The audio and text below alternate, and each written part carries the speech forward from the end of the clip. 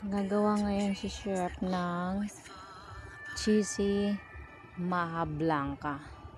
So yan, gagamit lang tayo ng lemon square cheesecake. Then balatan lang, lagay lang dun sa pan na molded mo ng lagayan. Pwede rin tong pangbenta or sa handaan. Ayan, mamold mo lang. Then mag-ready lang ng cornstarch, lagyan ng tubig, gunawin lang. Ayan, halu-haluin hanggang magunaw. Tapos set aside muna. Ayan, then sa kaserola maglagay ka ng coconut, tapos ibap, tapos condensed milk. Tapos halu-haluin. Tapos ilagay na yung whole corn kernel. Tapos ayan, pakuluan na siya.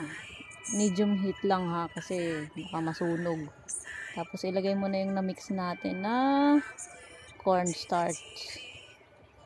Yan, gunawin lang hanggang sa lumapot. Pag malapot na yan, luto na yan. Ready na yan ilagay sa mga lagayan. Tapos, pwede mo nang hanguin. Tapos isalin. Huwag mong patagalin kasi titigas agad yan. Kaya isalin mo agad. Ayan, diba? Masarap na tignan. Ilagay mo lang lahat. Ayan. Itaktak mo para lahat hanggang sumakop hanggang ilalim ng tinapay ng lemon square. Diba? Perfect din to pang business mo eh. Pa-orders ka, ganyan. Ayan. Tapos, pwede mo siyang palamigin. Pagkatapos palamigin, ilagay sa ref para tumigas. Masarap kasi pag malamig yan eh. Ayan. So, ayan. Okay na siya galing sa ref. Tapos, pwede mo na siya budburan ng cheese. At patungan pa ng corn. Para talagang, cheesy talaga yung mo. Ayan. Diba? Ang ganda na niya.